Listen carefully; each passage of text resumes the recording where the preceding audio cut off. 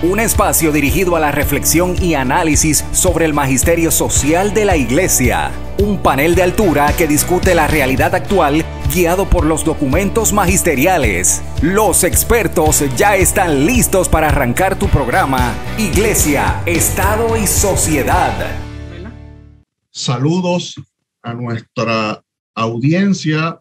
Un placer para nosotros estar aquí una semana más con ustedes en este programa Iglesia, Estado y Sociedad que produce el Instituto de la Doctrina Social de la Iglesia de la Pontificia Universidad Católica de Puerto Rico.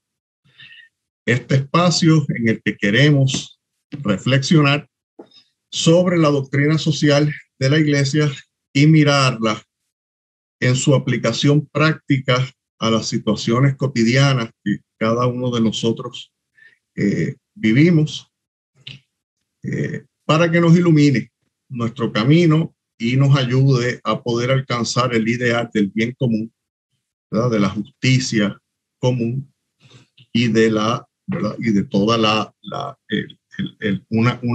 una mejor vida que es posible si la trabajamos y si la luchamos. Como todas las semanas me acompaña en el día de hoy la doctora Sandra Ramos López, a quien le agradezco que esté aquí con nosotros. Doctora, bienvenida. Buenos días a todos y a todos los que nos siguen en las redes sociales. En el día de hoy queremos proponerles a cada uno de ustedes un programa que esté dirigido a examinar y a tratar un tema que nos toca a todos de muy cerca y que nos impacta de manera dramática a cada uno de nosotros, que es el tema de la crisis energética en el país. Como si al país no le faltaran suficientes problemas y vulnerabilidades particulares, pues se nos ha añadido el problema de la crisis energética. No es un secreto, ni estamos descubriendo nada nuevo el saber que nuestro sistema de energía eléctrica está sumamente vulnerable. Podríamos decir, y afirman algunos expertos, que está al borde de un colapso, lo cual en sí mismo es una tragedia para nuestro país por las consecuencias que la falta de energía eléctrica tiene para muchos de nuestros conciudadanos. Y esa crisis, que ha sido una crisis autoinfligida, que tiene sus raíces profundas en el problema de la mala administración, en el problema de politizar un sistema que solamente debería estar guiado por el afán de proveer un servicio eficiente para el crecimiento económico y el bienestar del país, y que tiene sus raíces en el abandono del ideal del bien común para darle paso a intereses más pequeños, políticos partidistas, beneficios personales, agendas particulares. Y todo eso, ¿verdad?, pues nos ha traído a esta crisis que estamos viviendo en el día de hoy. Y como parte de esa crisis, y como buenos pastores que son nuestros obispos, se han expresado sobre el asunto de la crisis energética, han hecho una denuncia fuerte de la situación, han presentado unas propuestas, unas recomendaciones, y sobre todo han compelido a nuestro gobierno a que de una vez y por todas tomen las medidas que sean necesarias para garantizarle el bien común a nuestra sociedad. En una carta mensaje que emitieron el 4 de octubre de este año, fiesta o memoria de San Francisco de Asís, los obispos se expresan al respecto. Y nos dicen en esa carta, comienzan diciendo que hacen esta, ¿verdad?, este mensaje o envían este mensaje conscientes del grave problema que está viviendo el país. Y quiero citarles cómo comienza este mensaje de los obispos, y dice: una vez más, las circunstancias que atraviesa el país nos obligan a expresarnos como pastores del pueblo de Dios que peregrina en esta bendita tierra, conscientes de que todo lo que afecta a la dignidad humana, su cuidado, sostenimiento y desarrollo requiere ser iluminado por la verdad de la fe, aún en sus dimensiones sociales y prácticas más complejas. Y continúan diciendo los señores obispos: la vulnerabilidad que vive el país desde que comenzó la crisis económica hace poco más de 15 años, agravada por los fenómenos naturales y la pandemia de estos últimos 4 años, tiene ahora una nueva amenaza: el colapso de los servicios de energía eléctrica. Como siempre que hay vulnerabilidad, el riesgo es el descarte, particularmente de aquellos que de tantas maneras dependen del servicio. Y continúan diciéndonos que la falta de servicio de energía eléctrica, que es un servicio esencial, menosprecia a los puertorriqueños, nos empobrece en nuestras vidas, en nuestro espíritu, en nuestra libertad y en el ejercicio de nuestro libre albedrío, e impacta negativamente a todos en su seguridad, en la salud, en la educación, en la cultura, en el libre ejercicio de las creencias religiosas y en la economía. Dicen que pocas responsabilidades públicas impactan tan directamente a los ciudadanos como este tema de la energía eléctrica. Y ciertamente, ¿verdad? Ya tenemos que dejar de llamar con paños tibios la situación que el país vive, y tenemos que llamarla por su realidad. Es una crisis de administración pública, es una crisis que nos ha llevado a poner en peligro la vida misma de nuestro ser humano y nuestra supervivencia económica, ¿verdad? Y vital de cara al futuro. No podemos hablar de desarrollo económico, que tanto nos gusta hablar en este país y les gusta hablar a nuestros dirigentes y nuestros administradores de desarrollo económico, si no tenemos un sistema viable de producción y distribución de energía eléctrica en el país. Y esto no es un problema nuevo, esto no es una situación nueva, llevamos años arrastrando esta situación con las excusas de siempre. Entonces, nos dicen los obispos en su carta que el deber de suplir energía eléctrica a nuestro país es un deber público. No importa el modelo organizacional que se utilice, es el gobierno de Puerto Rico el que tiene la obligación de ofrecer a todos los ciudadanos el nivel de calidad mínima en el servicio eléctrico que nos permita una vida plena. Y me parece importante hacer este señalamiento porque la administración de turno ha querido un poco zafarse del problema privatizando el sistema de energía eléctrica y entonces decir: ya eso no es responsabilidad mía, eso es responsabilidad de la compañía nueva, y no es así. El gobierno existe y siempre debe existir para garantizarle la calidad de vida y el bienestar a sus ciudadanos. Y en tanto y en cuanto el servicio de energía eléctrica es esencial para esa calidad de vida y ese desarrollo humano y esa vida plena, pues es una responsabilidad gubernamental y no se puede delegar. Y si se delega, no nos podemos librar y no se libra el gobierno de la responsabilidad de cumplirle bien al país. Entonces, nos continúan diciendo también los obispos que la calidad de vida que provee un sistema eléctrico que sirve bien al país es una manifestación de respeto a la dignidad de cada ser humano.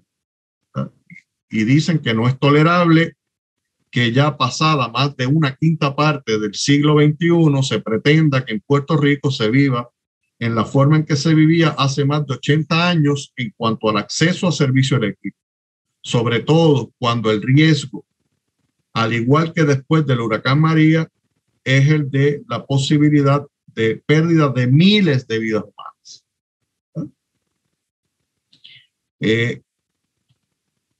Ciertamente el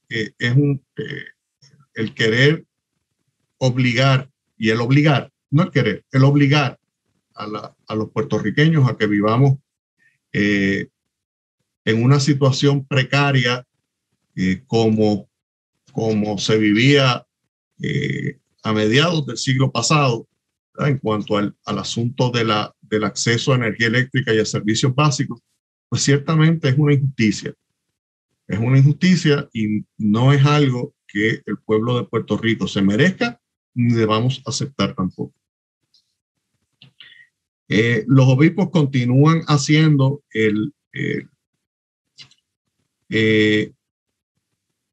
un llamado, ¿verdad?, a la buena administración pública y una denuncia a las acciones de política pública y de administración que conllevan una pesada carga para los ciudadanos. Y dice en el punto número 7, en el numeral número 7 en la carta, dice: basta de políticas económicas basadas en contribuciones e impuestos que recaen mayormente en la clase media y en los menos afortunados. El efecto de estas políticas han sido la ruina económica y la motivación de muchos para abandonar el país. En el programa pasado nosotros hablábamos precisamente de la violencia en el país. Y esta creación de un sistema, de un estilo de vida que provoca la migración forzada de miles y miles de puertorriqueños también es violencia contra el país. Ciertamente lo es. Los obispos nos presentan una serie de recomendaciones que ahorita quiero que las analicemos con más detalle con la doctora Sandra Ramos. En el numeral número 8 nos dice que acogemos múltiples alternativas que se han propuesto por parte de peritos y personas muy al tanto de la situación energética, como por ejemplo, dice, hacemos un llamado a la responsabilidad de cada uno de los sectores con autoridad sobre el mismo. Hacen un llamado a que se exija la liberación ya de los fondos de emergencia asignados para la recuperación del sistema eléctrico, que totalizan 9.600 millones de dólares aproximadamente, y de los cuales venimos hablando hace ya varios años, y todavía continuamos en el mismo punto que estábamos cuando se anunciaron, y aún no se han desembolsado ni hay un plan de cuáles son concretamente las obras que se van a hacer, ni veo cierto grado de urgencia en el desarrollo de estas cosas. También dice que hay que hacer las reparaciones de emergencia y sostenimiento del sistema que permitan atender la crisis presente y evitar que continúe agravándose. Debe evaluarse, continúan diciendo los señores obispos, una moratoria en la conversión de las plantas generadoras al uso de gas ante los costos cada vez más crecientes y ante el hecho de que no resuelve los problemas de dependencia de combustibles fósiles ni de distribución de los que adolece actualmente. Señores, el asunto del gas natural, que en Puerto Rico se nos vendió como que era la panacea para bajar los costos energéticos, ha hecho crisis en los pasados meses, al punto de que en Europa hay lugares en donde los estados han tenido que intervenir, como en España, para controlar el alza en el precio de la producción energética por los costos precisamente entre otras cosas, pero principalmente por los costos elevados del gas natural. Deben favorecerse y financiarse proyectos de microredes que se sustenten en sistemas fotovoltaicos, particularmente en los sectores más vulnerables y donde la distribución sujeta a riesgos climáticos y ambientales hace más patente la necesidad de atender la dependencia del sistema actual. Asimismo, dice, debe evitarse penalizar mediante el llamado impuesto al sol a quienes han tenido que asumir el costo de garantizar por sí mismos y a sus familias la provisión del servicio. En el En el punto número 9 hace un señalamiento de que la situación no es nueva, que viene acumulándose por años y es atribuible a distintos sectores y administraciones distintas. Y dice que sabemos que las relaciones actuales entre Luma, la compañía privatizadora, la Autoridad de Energía Eléctrica, los sectores gremiales y la forma en que se ha manejado la transición de la distribución y transmisión no ha sido efectiva ni satisface al país ni sus necesidades, ¿verdad? Igual resulta ser los planes que se posan a corto, mediano y largo plazo. Todo plan de reconstrucción, nos dicen los obispos, debe estar basado en que sea económica, ¿verdad? Que el servicio eléctrico sea económico, estable, robusto y del cual podamos depender, ¿verdad? Y hace un fuerte llamado al gobernador y a los líderes políticos a que dejen de estarse pasando la papa caliente y dejen de estar en la discusión de problemas y el estarse echando o achacando responsabilidades unos a los otros, y que se pongan de una vez a trabajar por el bien de los puertorriqueños. Ahora bien, en el punto 11 de la carta, ya casi al final, los obispos hacen un señalamiento que quiero leer de manera literal porque va a la médula de nuestro problema. Y dice: finalmente no se puede pretender que el pueblo se resigne y acepte un servicio ineficiente y los costos que se le suman. Pretender llamarle a ello resiliencia ofende la actitud real que ha asumido nuestro pueblo, aliándose por sí mismo y en su propia capacidad y comunidades para superar las circunstancias que se han generado y sucedido desde el huracán María. No fue en vano nuestra advertencia sobre este tema en el mensaje electoral del 2020. Y citan lo que dijeron en aquel entonces. Y lo cito yo también. En estos pasados años se nos ha identificado como un pueblo resiliente y se ha hecho de esta cualidad un valor. Sin embargo, corremos el riesgo de no darnos cuenta de que ello puede ser una manera de acostumbrarnos a las condiciones existentes o a su empeoramiento. Así se convierte en una manera de subsistencia de ser así porque no nos queda más remedio, porque no hay otra alternativa. Entonces nos sumiremos en un letargo que imposibilitará el verdadero despertar que merecemos como pueblo. No se trata de la mera adaptación y de asumir el cambio de circunstancias. Tiene que ser la fuente de nuestra fuerza, perseverancia y la esperanza de levantarnos. Y señalan los obispos como último punto que esperar que después de lo que sucedió en el verano del 2019 los puertorriqueños se mantengan adormecidos ante lo que es evidentemente una injusticia y opresión social, es desconocer el cambio de actitud que se refleja en nuestra sociedad. Me parece que los obispos han hablado alto y claro, se han hecho portavoces, ¿verdad? Se han hecho portavoces de nuestro pueblo y nos han alertado, sobre todo nos han hecho un llamado a la participación, al activismo, hasta conseguir, ¿verdad? El verdadero servicio al pueblo y el verdadero bien común.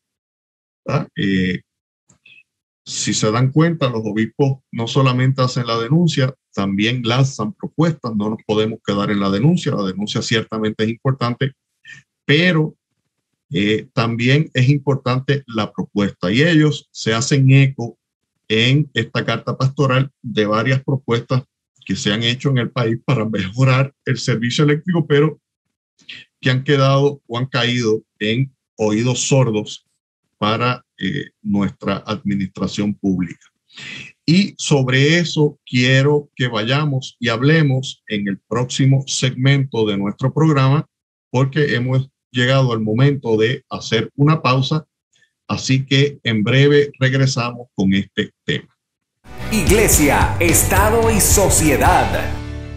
Bienvenidos nuevamente a este programa Iglesia, Estado y Sociedad, que en el día de hoy estamos atendiendo y discutiendo, ¿verdad?, el asunto de la crisis energética, el pronunciamiento de los obispos al respecto. Y antes de la pausa, pues le estaba dando una síntesis de lo que la Carta de los Obispos contiene, y les decía que parte de lo que contiene la carta es una serie de propuestas muy puntuales de los obispos para atender el problema y el llamado urgente a que se atienda como un problema de bien común, como un problema de justicia. Y me gustaría pedirle a mi compañera de panel, a la doctora Sandra Ramos, ¿verdad?, que nos abunde un poco sobre este asunto de las propuestas que ha hecho la Conferencia Episcopal y que a su vez hacen eco de otras propuestas que ya otros sectores en el país han presentado para atender este asunto. Doctora, ¿qué nos puede decir al respecto? Bueno, realmente tenemos un problema grave de generación.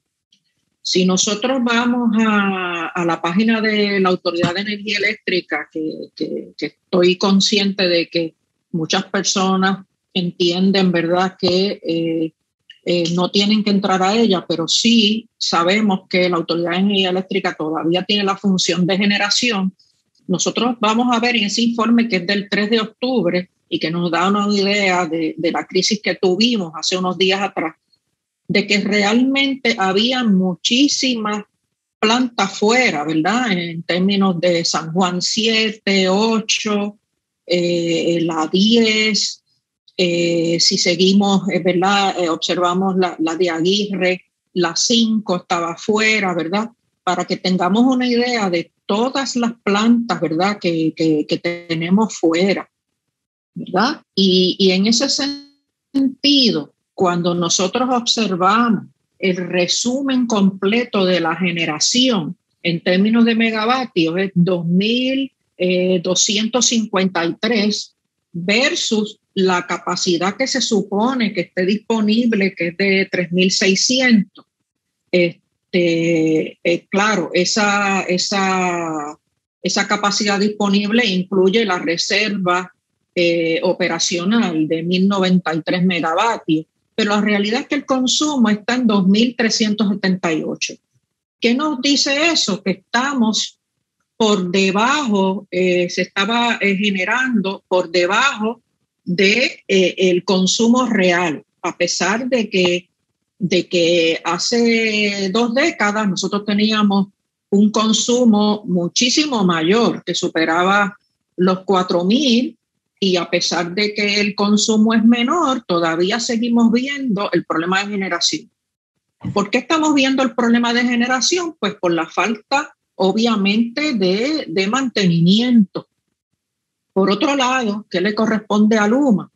Le corresponde la transmisión y distribución. ¿Qué significa eso? Que ellos tienen que estar pendientes de la salud de las líneas energéticas, que algunas de ellas están soterradas, algunas están aéreas, con todo lo que eso significa, porque entonces las líneas aéreas pues nos traen la situación definitivamente de que la vegetación, si no hay un programa de desganche efectivo, pues nosotros vamos a perder energía, porque una de las razones principales por las fallas eléctricas es básicamente la labor de desganche. Entonces, si nosotros resumimos la situación, ambos tienen responsabilidad, pero pues unos se echan las culpas unos a otros y no alcanzamos a entender por qué seguimos con el problema.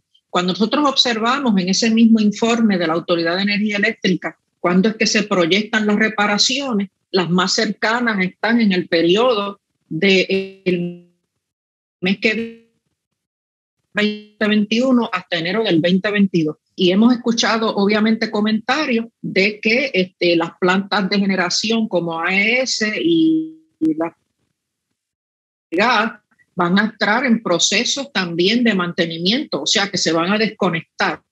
Pasar con el resto del sistema, ya las personas están difundiendo por las redes sociales de que definitivamente nos vamos a quedar sin energía en el periodo navideño, que básicamente en nuestro país inicia a fines de octubre.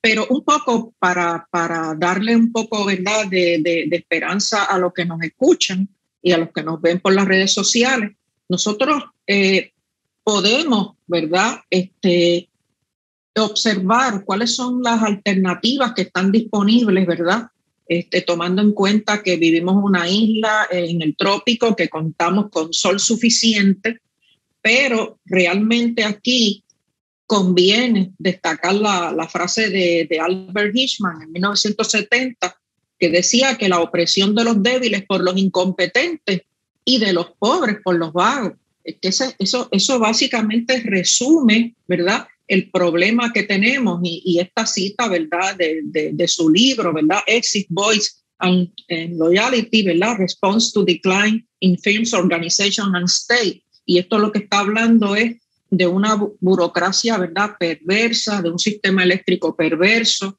que realmente nos ha llevado a la cotidianidad de estar sin energía todo el tiempo, ¿verdad?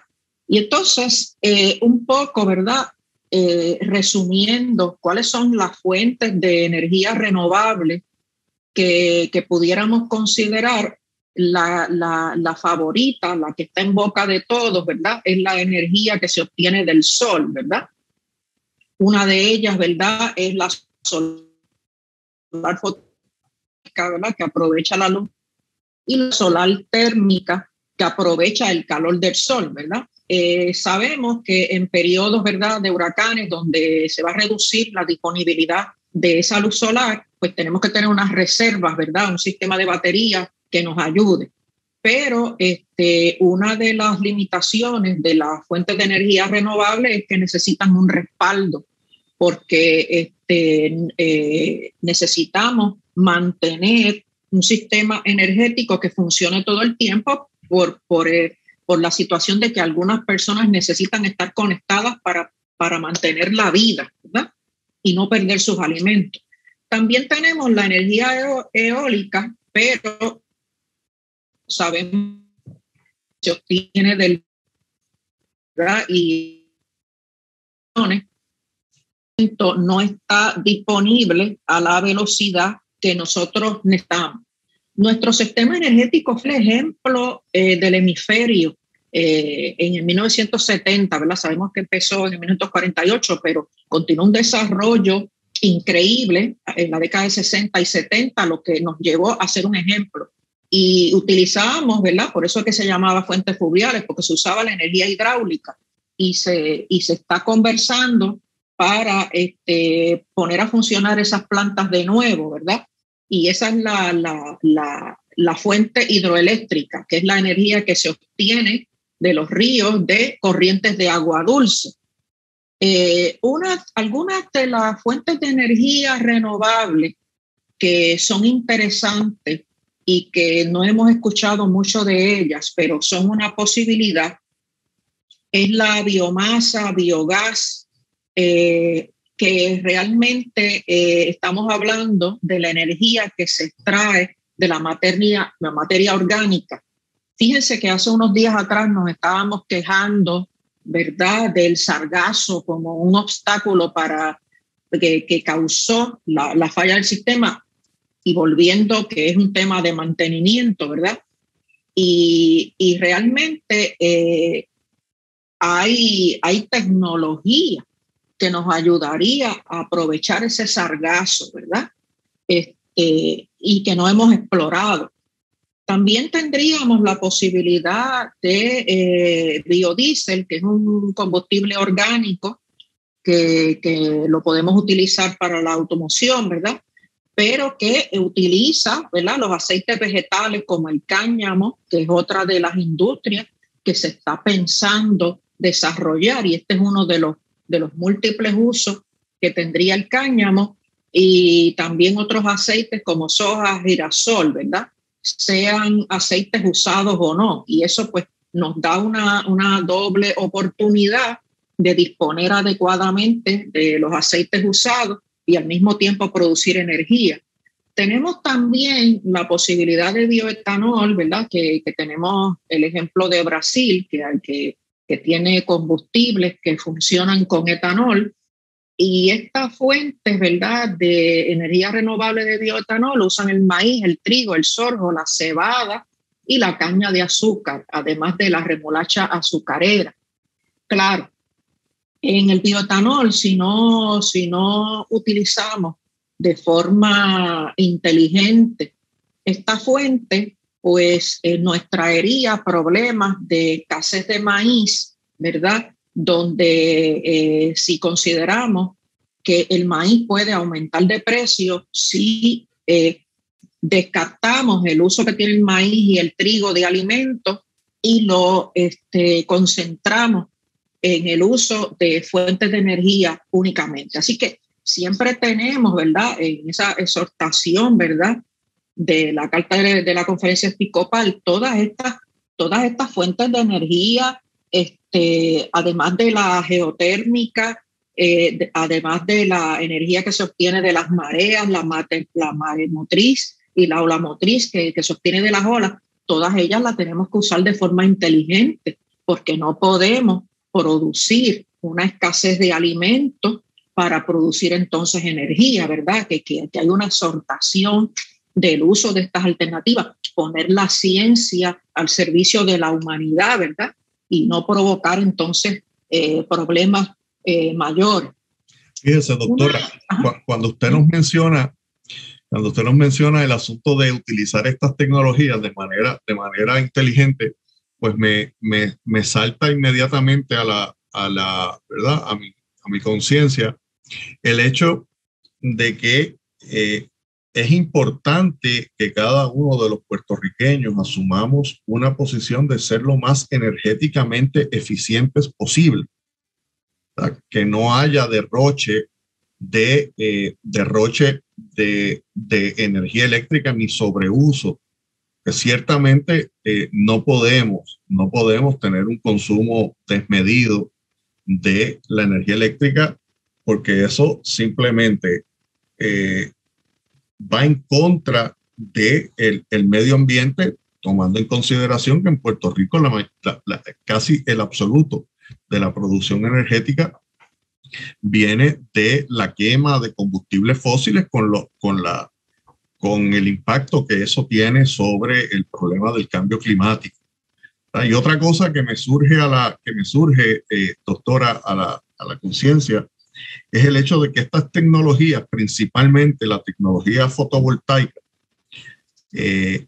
ha ido reduciéndose en costos de manera acelerada durante los últimos años, y podría ser una gran alternativa para nuestras comunidades más vulnerables y no tan vulnerables también. Sin embargo, vemos un rezago por parte del Estado, del gobierno, de promover incentivos, ¿verdad?, que faciliten y promuevan que las comunidades se vayan moviendo hacia el uso de estas tecnologías. Por el contrario, las personas que se han movido a la producción energética en sus hogares, el caso mío y de mi esposa, somos uno de ellos, pues lo pudimos hacer, pero el proceso para obtener la llamada medición neta en energía eléctrica se tardó muchísimo, casi 3 meses desde que el sistema fue instalado, y ciertamente porque le dimos un seguimiento muy de cerca. Pero hemos escuchado de historias de personas que pasan 7, 8 meses esperando a que el sistema de medición neta se lo conecten. Lo que me parece a mí ¿verdad?, que es una barbaridad. Si lo que queremos es movernos hacia una producción de energía renovable que ayude al medio ambiente y nos haga más energéticamente viables en el país. ¿Qué le parece esto, doctora? Bueno, en realidad es cierto, a veces vemos un retorno de la inversión de 5 o 6 años para las personas que estaban, ¿verdad?, para hacer la comparación, pero realmente las personas que se han desconectado de energía eléctrica sí aportan al sistema y son 7 u 8 meses que esa energía sobrante que es producida no se aprovecha, pero realmente para proteger obviamente los intereses de los productores de combustibles fósiles también, ¿verdad? Pero en realidad también yo considero que en Puerto Rico se ha ido disminuyendo el consumo, en parte por la reducción de población tan grande que hemos tenido de 600,000 personas, ¿verdad?, en los últimos 10 años, pero también se debe a personas que se han desconectado, que están alrededor de los 30,000 personas. Y el otro asunto es que aunque la persona no se haya desconectado, no esté produciendo su propia energía, sabemos que tenemos unos enseres mucho más económicos. Esa es la realidad. La tecnología ha ido cambiando y estamos produciendo menos. Pero al mismo tiempo que se está consumiendo menos, se está generando menos, lo que crea entonces, obviamente, la crisis, ¿verdad?, que estamos teniendo ahora. Y entonces el otro problema que tiene, en este caso Luma, ¿verdad?, porque ya tenemos claro el problema de la generación. El caso de Luma tiene un problema de facturación serio. Nosotros teníamos miles de personas que no se le estaban haciendo lectura, y no estamos hablando de personas que se roban la luz, estamos hablando de personas que no eran detectadas por el sistema por errores de facturación. Y voy a usarme de ejemplo de que yo por lo menos tengo, ¿verdad?, como digo, un condominio, no puedo optar por la energía solar, pero sí tenía un débito directo de cuenta y se tardan un mes en sacar ese débito directo. Las personas que pagan directamente en las páginas electrónicas de sus respectivos bancos se tardan más todavía. Así que tienen un problema no solamente de facturarle al consumidor, sino el recobro de ese dinero que el puertorriqueño fue diligente en pagar. Entonces estamos viendo que ellos tienen un problema hasta en ese renglón. Y obviamente para terminar, ¿verdad?, las fuentes renovables, se ha hablado de la fusión nuclear, porque la energía nuclear tiene otras tecnologías.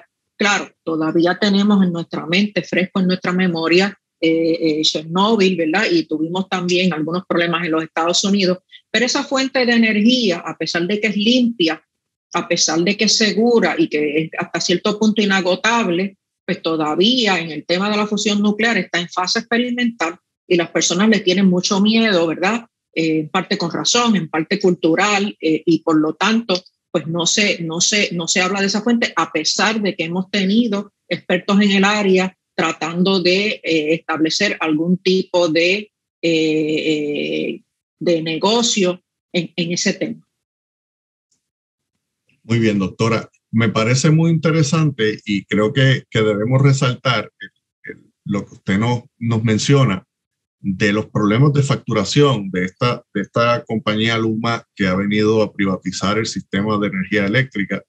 Y es que esa ineficiencia en el cobro de la factura posteriormente se le pasa eventualmente a los consumidores a través de los diversos ajustes que se hacen a la factura por compra de combustible, por compra de energía, que todos sabemos que al final del día no es otra cosa que una fórmula para pasarle al consumidor las ineficiencias de la propia compañía de energía eléctrica en su momento y ahora de la compañía Luma.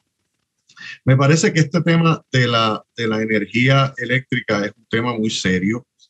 Es un tema que todos los puertorriqueños debemos tomarnos con la seriedad que eso requiere,